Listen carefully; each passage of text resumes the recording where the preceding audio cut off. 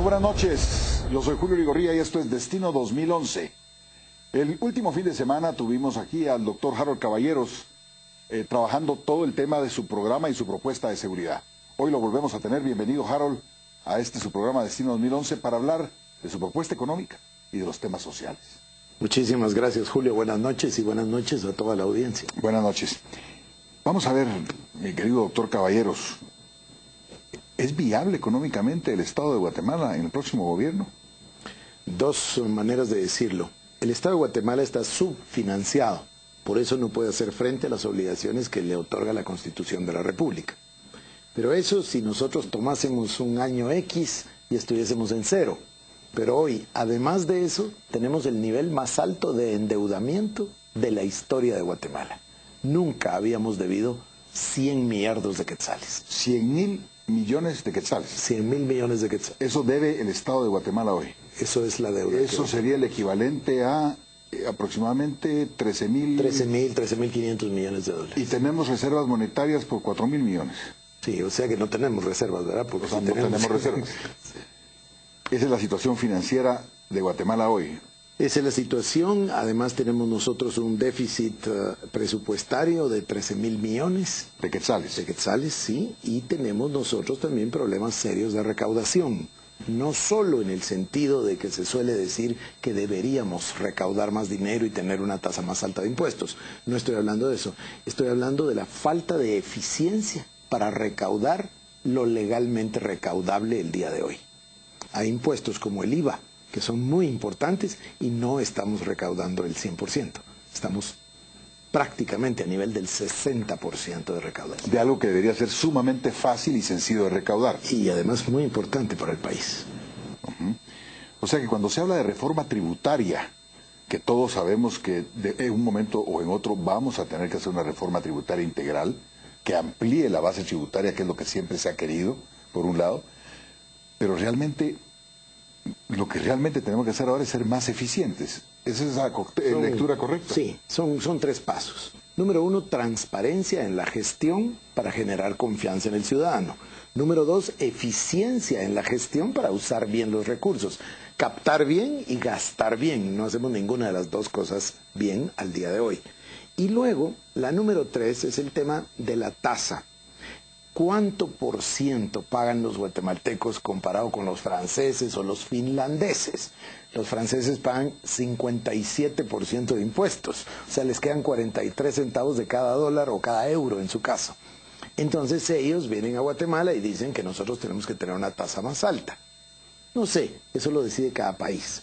Pero hay otro tema además, es ¿cuánto por ciento de la población paga impuestos? Nosotros tenemos 78% de economía informal y tenemos muchísimas personas que no son ni siquiera ciudadanos, porque no tienen ni siquiera cédula de vecindad. La gran mayoría del mundo rural nunca en su vida ha pagado un impuesto. Entonces, no es solo hablar del porcentaje de impuestos que debería pagar Julio Ligorría, es también si los otros 14 millones de guatemaltecos pagamos. Hay varios elementos. Incluso por ahí se manejaba un número de cuántas personas jurídicas pagan la mayor cantidad de impuestos de todo lo que se recauda. Que son relativamente pocas. ¿Tiene usted el dato? No lo tengo de memoria, pero es relativamente pequeño el número de empresas que pagan el grueso de los impuestos. O sea, un grupo de empresas paga la mayoría de los impuestos. Así es. Y financia lo que hoy el Estado se gasta. Así es. Esa es la realidad. Esa es la realidad. Que conste, Julio, es la realidad siempre, ¿no? Desde que Pareto inventó ese principio del 80-20. Eso sucede en todas partes. Okay, no solo en Guatemala. No solamente en Guatemala. ¿Cómo piensa usted, si el voto popular lo favorece y llega a ser presidente de Guatemala, resolver ese problema y gestionar un Estado que tiene una serie de necesidades de las cuales vamos a hablar más adelante? Hay tres necesidades inmediatas. Renegociar la deuda. Un nuevo gobierno tiene la posibilidad de un nuevo inicio y entonces entra con cierta frescura que le permite, si lo hace bien, negociar condiciones que sean favorables, tasas, términos para lo que ya se debe. Número dos, se necesita hacer un planteamiento que nos genere o nos devuelva la confianza del ciudadano. Ahí hablo. Lucha contra la corrupción, transparencia en la gestión. Nosotros estamos proponiendo usar el gobierno electrónico. transparentar la gestión del Estado, que cualquier guatemalteco pueda ver en qué se gasta y cómo se gasta. O sea, literalmente un e-government. Literalmente. El trabajo existe, ya está hecho.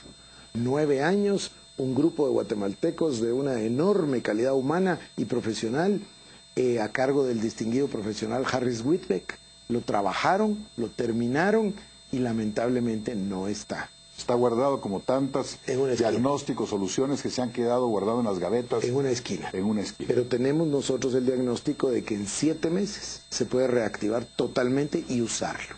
Es una excelente herramienta para dar confianza, transparentar la gestión que hablamos, sirve para seguridad, sirve para educación, sirve para prevención de riesgos, sirve para supervisión de obras. Es una herramienta maravillosa. Extraordinario. Pero volvamos entonces, ¿cuáles son los 3 elementos? Entonces, número 1, transparentar la gestión. Número 2, lucha frontal contra la corrupción. A través de este mecanismo. Sí. Y yo propongo una comisión de lucha contra la corrupción. 5 notables guatemaltecos nombrados por 5 sectores de la sociedad.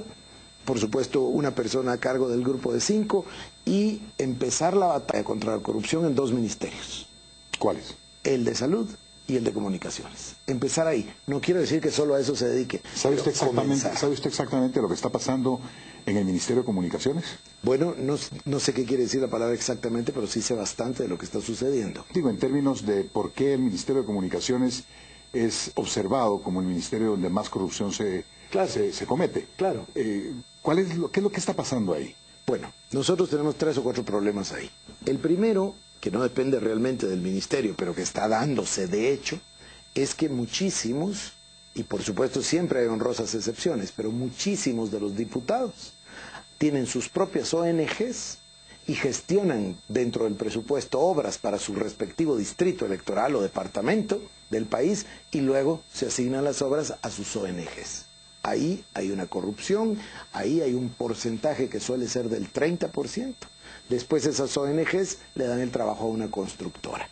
Entonces ahí hay una fuga que nosotros llegamos a entender, en algunas ocasiones llega hasta el 60-65%. Quiere decir que de cada quetzal, 35 o 40 van a parar a la obra y el resto se pierde en el camino. Por eso se caen los puentes. Y se pierde en el camino, que no necesariamente el camino se pierde, dicen. Sí. Simplemente va a la bolsa de un funcionario y de varios. Así es. Pero eso y hablan de que son solamente de 5 empresas, grandes constructoras, las que tienen el grueso de la obra pública en los últimos 15 o 20 años. Hay mucha tela que cortar en este tema. Habría que traer personas que nos traigan la evidencia, porque también se suele decir mucho. Pero el hecho es que el día de hoy, aparte de la fiscalización y la legislación, que son las tareas propias del Congreso de la República, un gran número de diputados se dedican prácticamente a ser una agencia de obras. Ok, entonces un cartel A de 5 grandes empresas que tienen la mayoría de obras y un cartel B que aparentemente son 16 empresas para obras pequeñas. ¿Cuál es la deuda flotante del Ministerio de Comunicaciones? ¿Qué es realmente lo que existe ahí? Eso es un misterio. Mucho se habla y se dan números, pero nadie lo sabe con precisión. Y tenemos nosotros, por otro lado, cuando uno platica con los constructores, que ellos tienen deudas, unos te hablan de 2.000, otros hablan de 3.000 millones de quetzales de presa ahí que no les pagan y que tienen una enorme necesidad y que ha detenido los trabajos en la infraestructura, porque estamos desde la tormenta Ágata, con carreteras tapadas que no hay manera de que las limpiemos. ¿Qué va a haber debajo de esa tierra, debajo de esos aludes? Ahora, hace unos minutos dijo usted 3 palabras que me llamaron la atención. Por eso se caen los puentes. Y esos constructores, que son los mismos a los que se le deben 3.000 millones, son los que hacen los puentes una y otra vez, malos de calidad. Bueno, es bien interesante el concepto, tal vez vale la pena que lo veamos desde el principio. Sale la obra del ministerio y por ahí se queda un 10 o un 20% en el camino. Va a parar a una ONG que la subcontrata, porque ellos no construyen. Entonces traen una constructora y la constructora sabe que se van a tardar a veces hasta 2 años en pagarles. Entonces tienen que quitar el costo financiero desde el principio. Y entonces al final le para 30, 35, voy a decir 40 centavos de cada quetzal para la obra. Entonces la obra ya no se hace de la calidad. Y hay otro punto ahí, que es otro punto de corrupción. hay inspectores de las obras. Ahí es donde se realiza la corrupción. Ahí hay unas personas que controlan a esos inspectores y los inspectores dan un certificado de que existe la obra. Yo lo llevo, Julio, allá a Santa Eulalia. De Santa Eulalia a Santa Cruz Varías, departamento de Huehuetenango. Eso no es carretera, eso no llega ni a Brecha. Y la gente le explica a uno que 3 veces la han inaugurado y pagado, solo que no existe la carretera. Es una tristeza, ¿verdad? Es una tristeza. Es una tristeza. La gente que quiere sacar su producto destruye un vehículo de tracción en las 4 ruedas, lo destruye en menos de 2 años por las condiciones y entonces le sube los precios a sus productos. Una tragedia. Hablábamos de la gestión económica de su Regresamos, gobierno. si quiere. Entonces nos queda minuto y medio. Teníamos el primer punto que era generar la confianza. Lucha contra la corrupción, transparencia de la gestión, eficiencia de la gestión. De esa manera recuperar la confianza para planificar un pacto fiscal, pero a mediano plazo, no a corto. No lo veo pasar antes de 3, 4 años. Y luego debemos nosotros de tener una estrategia que estamos trabajando para generar de 5 a 7 mil millones de quetzales inmediatos, de forma de invertirlos en la infraestructura. Porque la infraestructura se nos está dañando a pasos agigantados y necesitamos recuperarla para recuperar la velocidad de la producción en el país. Vamos a ir al próximo bloque, doctor Caballeros. Nos quedamos con esas reflexiones. Ahora habría que ver si usted tiene el equipo y si usted se ha sentado ya con el sector empresarial a conversar un poco de pacto fiscal y de impuestos. Volvemos con ustedes y con el doctor Harold Caballeros después de este corte comercial. No se vaya.